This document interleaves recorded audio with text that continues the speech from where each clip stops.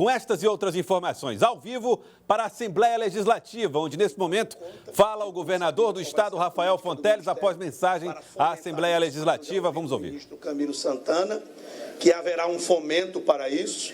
Então, eu espero, muito brevemente, se Deus quiser, poder anunciar a ampliação dessa meta. Quem sabe até a universalização. Mas eu costumo ser muito prudente, até porque fui secretário de Fazenda 8 anos, de não colocar aquilo em que eu estou seguro do ponto de vista financeiro. Todo mundo sabe que a escola de tempo integral, ela é muito melhor para o processo de ensino e aprendizagem dos alunos, mas ela requer muito mais investimentos e um custeio muito mais elevado. Então, a gente tem que estudar um pouco mais, aguardar um pouco o comportamento das receitas, para a gente ter segurança para colocar no PPA, que vai ser aprovado por esta casa até o final do ano, colocar uma meta maior do que a 100 ou apenas a 100. Mas eu estou muito esperançoso, é o que posso lhe responder, que iremos ampliar essa meta sim. É escola de tempo integral, integrada com o ensino profissional e técnico. Esse é o modelo. Esse é o modelo. Não, do padrão e da estrutura, na verdade não precisa ser exatamente o modelo FNDE, porque nós temos escolas, inclusive, maiores do que o padrão do FNDE. Nós teremos escolas como as que nós já inauguramos, Gil, com laboratório de ciências, com laboratório de informática, com biblioteca, com climatização das salas de aula, com refeitório, porque para ter escola de tempo integral você tem que ter todos esses espaços para que o aluno possa ficar 10 horas na escola, fazer pelo menos 2 refeições e um lanche, ou até mesmo as 3 refeições. Então, isso é muito importante. O governador Rafael Fonteles respondendo à pergunta dos jornalistas, logo após ter apresentado a mensagem no primeiro dia do ano legislativo lá na Assembleia. As emissoras enviaram perguntas ao governador, se inscreveram para fazer a entrevista e Rafael Fonteles, governador do estado, está respondendo aos questionamentos sobre temas diversos, envolvendo inclusive os temas que foram levantados por ele próprio na mensagem. Infraestrutura, educação, que o senhor sempre tem defendido, e saúde e educação. Alinhamento não significa subserviência. Então, o Poder Legislativo é independente, mas, pelas palavras dos próprios deputados e deputadas, em especial o presidente Franzé, haverá harmonia sempre preservada. E o que a gente espera é que o Parlamento, como sempre o fez, aperfeiçoe as políticas públicas que sejam colocadas para esta casa analisar pelo Executivo Estadual. Além de propor. Cada parlamentar tem a liberdade, e a sociedade espera isso do parlamento, propor soluções nas mais diversas áreas. É claro que essa relação com o executivo ela tem que ser cada vez mais forte, porque você vai poder, nesse diálogo, equacionar o que a sociedade quer com o que o Estado pode prover. Esse, na verdade, é o grande desafio de qualquer governador, de qualquer prefeito, de qualquer presidente. As demandas da sociedade, a luta pelos direitos do povo, através dos movimentos sociais, através dos munícipes, através dos representantes do povo, ela tem que ser compatibilizada com o orçamento disponível. Porque quem paga toda essa política pública é o povo, através dos impostos. Então você não pode atender a tudo exatamente porque você não pode tributar enormemente a população. Por isso que essa compatibilização é que eu acredito que esta casa vai ajudar muito o Poder Executivo a conduzir as políticas públicas boas para o povo e que caibam dentro do orçamento aprovado. Lídia Brito, TV Bandeirantes. Boa tarde, governador. Governador, na sua mensagem, o senhor falava dos investimentos em infraestrutura, falou aí também dessa relação com o governo federal, e o governo vem divulgando a expectativa desse projeto intermodal, modernizando o transporte no estado como forma de desenvolvimento. Quais serão as bases desse programa? Perfeito. Eu apresentei à FIEP a ideia geral desse projeto, que vou levar ao presidente Lula, a esta casa e à bancada federal e a toda a sociedade piauiense. Nós estamos concebendo o maior projeto de infraestrutura da história do estado do Piauí e acreditamos firmemente que é possível, com a parceria com o governo federal e com a parceria com o setor privado. porque esse investimento vultoso, que vai superar mais de 4 bilhões de reais, envolvendo rodovia, hidrovia, ferrovia e porto, não será custeado apenas pelo poder público. O poder público, governo estadual e governo federal, entrará com parte desses recursos. A outra parte, através de concessões públicas, dado que esse intermodal é viável economicamente. A grande novidade do nosso projeto é que não se trata de um projeto de infraestrutura, Lídia, para depois gerar a demanda. Não. É um projeto que atende à demanda já existente. Isso torna o projeto exequível. O sonho antigo de ligar o sul ao norte, pela grande produção de grãos, a provável produção de minérios, a provável produção da nossa agroindústria, viabilizará todo esse trajeto intermodal, rodovia, ferrovia, hidrovia e porto. É claro que há muita incredulidade no povo quando se fala disso. Por quê? Porque são décadas em que isso é sonhado e não executado. Então, meu papel enquanto governador é demonstrar para os demais agentes públicos e privados que é um projeto viável e que vale a pena o esforço e a união de todos para a gente conseguir destravar este que será o maior projeto de desenvolvimento econômico da nossa história, olhando para os médios e grandes.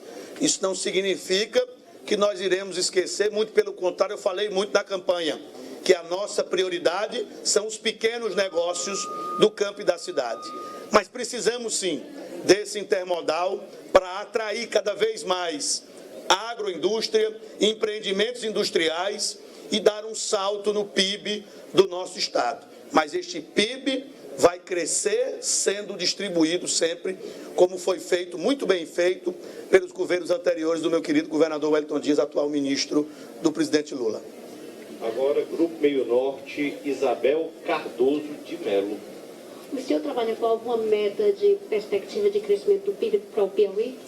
Olha, a meta que eu trabalho é um crescimento acima da média Nordeste e acima da média Brasil. Há 20 anos nós estamos conseguindo isso. Nós vamos manter, porque o Piauí tem vários potenciais que, repito, agora que foram descobertos. Na agricultura, na área ambiental, na área de energia limpa, na área logística, porque nós temos uma posição geográfica privilegiada no contexto norte-nordeste, assim como, por exemplo, Anápolis, no centro-oeste, virou um grande entreposto comercial. O Piauí, pela sua própria posição geográfica, tem essa vocação. Então, são potenciais que começaram a ser descobertos. Nosso papel é acelerar isso para a gente manter o crescimento do PIB acima da média Nordeste, acima da média Brasil. E, o melhor de tudo, com distribuição de renda. Eu citei no meu discurso e faço questão de repetir aqui para toda a imprensa. O Piauí, além de ter crescido a sua economia mais do que a média Nordeste e a média Brasil ao longo dos 20 anos, e isso é atestado pelo IBGE, pela FGV e por tantos outros institutos que estudam isso, o Piauí foi quem melhor distribuiu a renda. Tanto que quando você pega o seguinte indicador, percentual da população que vive com menos de um salário mínimo, o Piauí está em segundo lugar no Nordeste. Ou seja, é uma população de renda média baixa, porém, com menos gente miserável, percentualmente falando. É claro que ainda temos muita gente na miséria, muita gente na pobreza, mas comparativamente falando, o Piauí evoluiu, foi quem mais evoluiu no país na questão da distribuição de renda do nosso país. Vilma Rocha, Rádio Antares, por favor.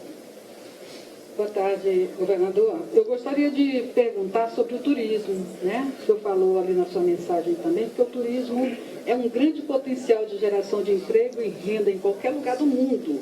E o Piauí é potencialmente muito forte, não só no turismo litorâneo, mas também nos cerrados, nas serras, como Serra da Capivara. O que tem no plano de governo para fomentar o turismo de maneira mesmo bem efetiva? Você colocou muito bem, potencial enorme que o nosso estado tem. Mas assim como o Brasil inteiro, o Piauí carece muito de desenvolver essa indústria do turismo. Eu citei o exemplo de que uma única cidade da Europa, e não é só uma, são algumas, mas isoladamente cada uma recebem mais turistas por ano do que os 5.570 municípios brasileiros. E olha que nós temos a Amazônia, temos o Rio de Janeiro, temos o Piauí, temos o Pantanal, temos vários potenciais no Brasil inteiro. Então é um problema nacional, que o Piauí também sofre deste problema. E é a indústria que mais gera, ao mesmo tempo, divisas, ou seja, dinheiro de fora para dentro, e emprego, porque é uma indústria de serviços. Então tem muita empregabilidade em hotéis, restaurantes, artesanato, atividades culturais. Então qual é o nosso planejamento? O nosso planejamento é apostar na promoção desse turismo, contando, claro, com a Embratur, com o Ministério do Turismo, para levar esses potenciais para os polos turísticos que já estão consagrados. Claro que nós podemos desbravar vários outros, mas nós temos que imediatamente aumentar o potencial daquilo que já é explorado pela iniciativa privada. Porque significa, se a iniciativa privada já está operando nesses lugares, tem um potencial natural. Então a gente tem que robustecer com investimento em promoção, em capacitação, facilitando a entrada de restaurantes e hotéis nestes polos turísticos, melhorando o ambiente de negócios para facilitar a vida do dono de pousada, do dono de hotel, do dono de restaurante, do artesanato, da cultura, para que se propicie que haja mais turistas. A questão dos voos nacionais e internacionais. Vou empreender, junto com a Secretaria de Turismo, uma grande luta, junto às operadoras nacionais de transporte aéreo, a Azul, a Gol, a Latam, todas, para aumentar o fluxo de voos para Teresina, para Parnaíba, para São Raimundo Nonato. Há uma política também do Ministério de Portos e Aeroportos de criar 100 novos aeroportos regionais. Então, certamente, o Piauí será prestigiado com 1, 2 ou 3, estamos discutindo isso com o Ministério, para também potencializar o extremo sul do estado, ali a região do Cerrado, como você citou, também a região de Picos, que é um polo econômico natural. Então, tudo isso vai ser feito em parceria com a iniciativa privada. As empresas que operam o turismo piauiense serão ouvidas, serão estimuladas a contribuir nesse processo de fortalecimento do turismo piauiense. Beleza, Val. Política Piauí, a pergunta é sua. Governador, além do anúncio que o senhor fez no plenário ainda há pouco sobre a contratação de 1.600 PMs para esse ano, o Estado tem recurso para as ações de segurança que se faz necessárias? 100%. Todo o plano de segurança aprovado nas urnas, no nosso plano de governo, tem 100% do recurso assegurado. As metas que estão lá, inclusive anunciei, serão 1.600 homens contratados este ano, já tem 1.072 no curso de formação e outros 520 aproximadamente entram no segundo semestre, então a gente já deve nomear os 1.072 no meio do ano e os outros que completam 1.600 no final do ano. E daí, para os 4.000 que foi a nossa proposta, pelo menos 800 em cada um dos anos de 2024, 2025 e 2026. Fora o investimento em tecnologia, fora o fortalecimento da inteligência, fora o fortalecimento da estrutura da polícia, as sedes da Polícia Civil, Polícia Militar, os batalhões, GPMs, delegacias especializadas, inclusive as delegacias de combate às facções. O Piauí, infelizmente, assim como o Brasil inteiro, passou a conviver com essas facções que serão duramente reprimidas pela Secretaria de Segurança. Mas, como eu falei, não basta só a repressão que tem que ter. Tem que ter também o Estado chegando nas comunidades, especialmente as mais violentas, com educação, com oportunidade de trabalho, com cultura, com esporte e com lazer. Então, vamos trabalhar em paralelo com as duas políticas públicas e aí sim, a gente vai promover a paz do nosso Estado e voltar a ter índices aceitáveis conforme o padrão da Organização das Nações Unidas. James Almeida, TV Assembleia. Aqui. Governador, das várias metas que o senhor colocou dentro do plano, tem alguma meta, algum plano direcionado à região do semiárido piauiense, pessoas que sofrem naquela região com a falta de água, seja humano, também animal? Você tocou no ponto principal da região sudeste. O Piauí tem, digamos assim, 4 macro-regiões, tem muita água nas outras 3, inclusive no subsolo, mas o nosso sudeste piauiense, o nosso semiárido piauiense, região de Picos, de Marcolândia, de Jaicós, de São Raimundo Nonato, sofre ainda com a falta de um abastecimento de água de qualidade. E para isso nós temos que atuar nas obras importantes de infraestrutura hídrica, adutoras, barragens, o programa de cisternas, que vai voltar e ajudou muito a mitigar este problema de uma forma inteligente, digamos assim, e barata, mas nós temos que avançar mais. O governador Wellington começava a repetir algumas vezes que quando ele assumiu o governo em 2003, tinha mais de 1 milhão de pessoas dependentes do carro-pipa. Esse número reduziu para 150 mil, que ainda é um número muito elevado. Mas a gente está avançando e a gente espera, ao longo dos próximos anos, erradicar essa falta de água grave, pelo menos, em todo o estado do Piauí e entrar na pauta cada vez mais da qualidade desse abastecimento. E lançaremos mão de tudo que o novo marco do saneamento, que deve ser alterado pelo presidente Lula, nos permitir. Parcerias público-privadas, fortalecimento da nossa AGESPISA, fortalecimento das nossas secretarias que fazem obras hídricas, o Instituto de Água, a Secretaria da Irrigação, o próprio IDEP cuida de algumas obras hídricas, integrando todos esses investimentos, inclusive do OGU, do Orçamento Geral da União, para a gente tentar erradicar o uso do carro-pipa. Eu não coloquei isso como uma meta no plano de governo, mas eu acredito que a gente vai reduzir bastante. Se a gente não conseguir erradicar, a gente vai reduzir bastante para pouquíssimas pessoas dependentes do carro-pipa, porque algumas obras hídricas carecem de investimentos de dezenas de milhões de reais. Então, para resolver o problema em definitivo, a gente está orçando aí em torno de 500 milhões de reais, é o necessário para a gente resolver o problema da falta de água grave, digamos assim. Então, não é um montante de recursos tão baixo, mas é a prioridade. Então, nós vamos fazer muitas obras hídricas na região do semiárido piauiense e aprofundar os programas de convivência com o semiárido. Eu, nessa minha rodada de viagens pelo próprio Piauí e na campanha eleitoral, vi vários casos de comunidades no meio de uma seca, da região árida, conseguindo produzir para a própria alimentação e vender nas comunidades.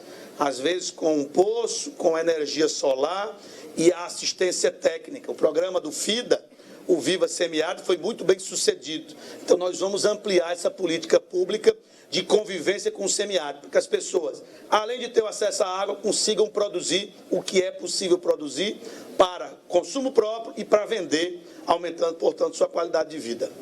Senhor governador, muitíssimo obrigado. Obrigado, pessoal.